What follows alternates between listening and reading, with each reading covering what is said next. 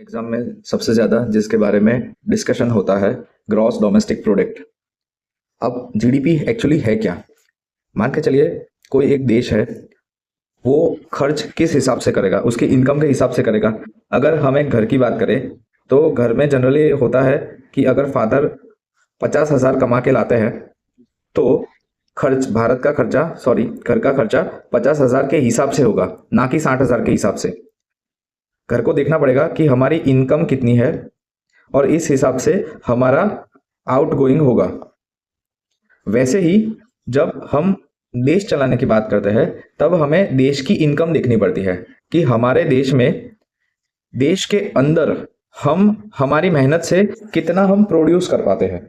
Okay, तो जब हम कोई भी वस्तु को पहले उसको काउंट करते हैं तो उसको ग्रॉस बोला जाता है। ये सिर्फ इकोनॉमी में नहीं, और भी जगह ये अप्लाई होता है कि जो भी कोई पहली वस्तु होती है उसको हम ग्रॉस बोलते हैं। उसके बाद उसमें से कितना हम खर्च करते हैं। अगर पापा 50,000 कमा के लाते हैं, उसके बाद हो सकता है कि 40 से 1,000 जितना खर्च हो जाए। उसमें आप ट्यूशन गिन सकते हो, घर का खर्चा गिन सकते हो, आपके एंटरटेनमेंट का खर्चा गिन सकते हो, शॉपिंग गिन सकते हो, कपड़े गिन सकते हो। तो और लास्ट में बचा 10,000, तो 10,000 हुआ नेट। तो जब हम देश के इनकम की बात करते हैं तो हमने देश के अंदर कितना प्रोड्यूस किया पूरे फिनेंशियल ईयर में, उसको हम बोलते हैं ग्रॉस डोमेस्टिक प्रोडक्ट। यानी कि the total goods and services produced with in the territory of country with in the financial year is called GDP.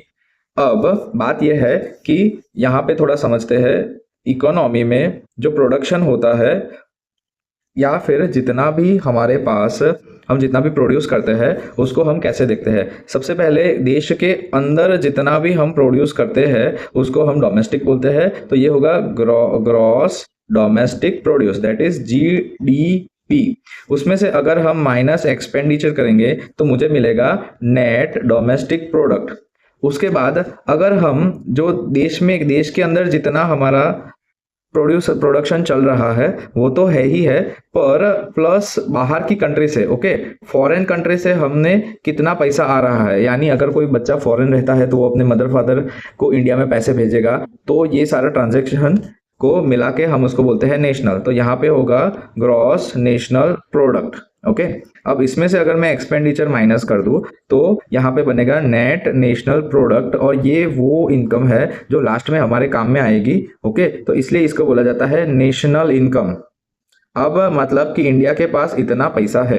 तो आई होप ये कंसेप्ट आपको क्लियर हुआ होगा। जीडीपी और कुछ नहीं है, हमारे देश का कितना इनकम है वो हम जीडीपी से मेजर करते हैं। और इसलिए मेजर करते हैं क्योंकि हम खुद पे निर्भर रह सकते हैं, हम फॉरेन कंट्री पे निर्भर नहीं रह सकते हैं इसलिए। और अब हमारा जितना जीडीपी होगा उस हिसाब से नेक्स्ट हमारा बजट रहेगा।